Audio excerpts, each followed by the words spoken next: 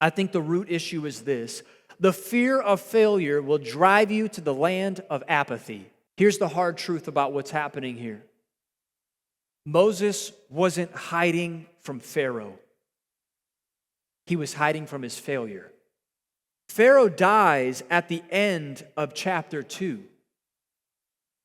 But Moses never goes back to Egypt, which means that there was something deeper happening inside of Moses, and it wasn't just about Pharaoh. Because if it was really just about Pharaoh, then the moment Pharaoh died, Moses would say, now I can go back. Because that Pharaoh was the only one that was seeking to kill me. But he doesn't do that. Instead, he stays in Midian. In Midian, for us today, it represents the place that we set up our lives to protect ourselves from experiencing that failure again. That's what it was for Moses. If I just stay in Midian, I can't mess up again. If I just stay in Midian, I can't say the wrong thing again. If I just stay in Midian, I don't have to face the people that I've wronged again. Here's the crazy part of the Midians in our lives. Midian doesn't mean you lose your faith or stop serving God.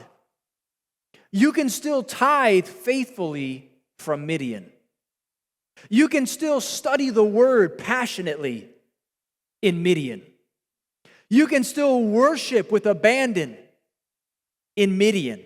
You can work hard and you can make a living in Midian. And you can serve at your local church in Midian. Midian means you are playing it safe because you have internalized past failure and you're afraid to try it again. And I sense that maybe some of you right now are thinking of what your Midian is. Watch this. If you go all the way back in the genealogy, you'll actually discover that the Midianites were descendants of Abraham as well. But they went off their own way. They wouldn't have identified as Israelites, but they did come from the seed of Abraham. So Moses goes out and he enmeshes his life with the Midianites, marries a Midianite woman, has a son who is now part Midianite, part Israelite.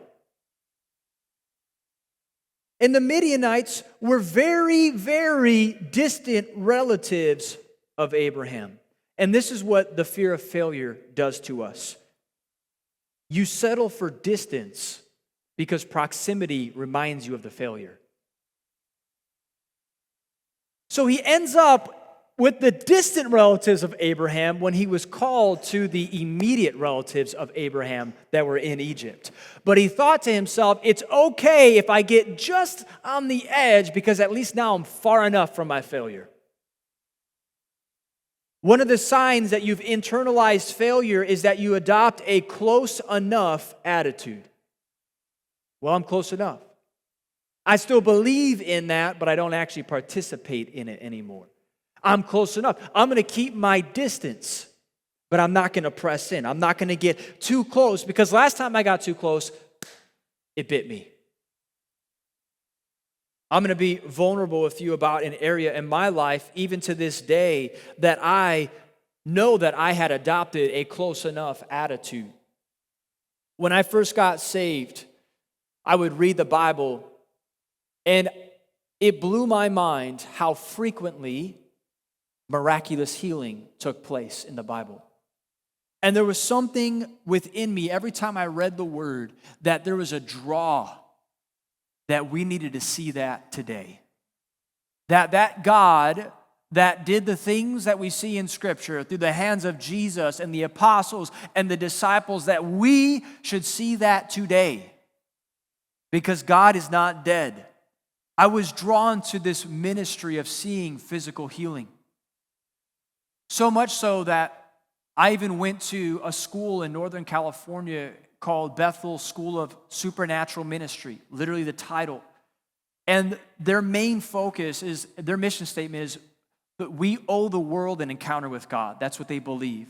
And so they raise up thousands and thousands of disciples and teach them how to step out and be used by God in these miraculous ways. And I can tell you right now, just so there's no confusion, God absolutely heals today. I've seen it with my own eyes, and I know many in this room have also seen it as well. I've seen the miraculous. I've seen God do it through me. I've seen Him do it through others. Things that would blow your mind if you watched it.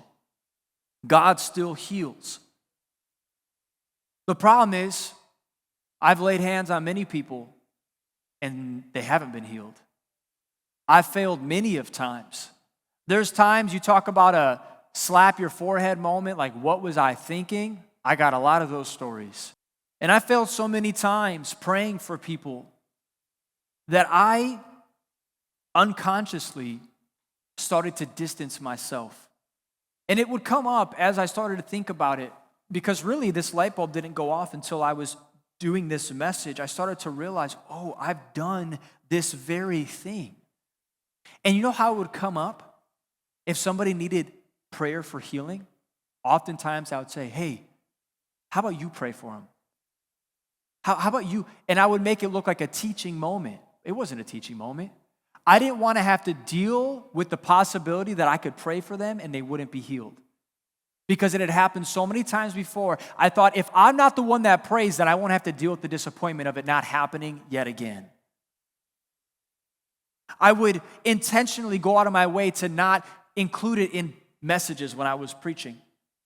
And I would convince myself, oh, I just don't need to talk about that because that's not part of my main point. But really, I was shielding myself from having to confront an area of my life where I've not seen it go the way that I wanted it to go. I stopped praying for it. I used to spend hours in my room by myself when I first got saved, begging God to use me. God, use me to heal the sick. God, I want to do it. Jesus, just the way that you did it. Use me to open blind eyes. Use me to open deaf ears. Use me to lift people up out of their wheelchairs so they can walk again. God, use me. And I realized I haven't prayed that prayer in years.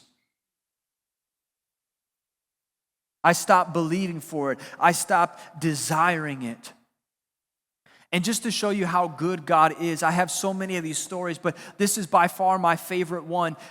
I remember a moment when I sat down in the corner of my bed by myself and I said, God, I haven't prayed this prayer in so long, but I want to be used by you in this area. I want to bring back to life that desire that you placed inside of me. And I sat on my bed, I prayed that prayer, I go to church the next day, less than 24 hours later, and there was a prayer warrior at Hobson Road Community Church named Shirley, and she walks up to me, and I still have these notes to this day. She gave me 3 Post-it notes, and on one of the Post-it notes, it literally said, God heard your prayer yesterday. And then she told me, God has given you a ministry of healing. Within 24 hours of me praying that prayer, and I hadn't prayed it for months. And God sent a saint to me who was sensitive to his voice, who was willing to step out and revive a passion in someone who ran away from it. So I told you today what my Midian is. What is your Midian today?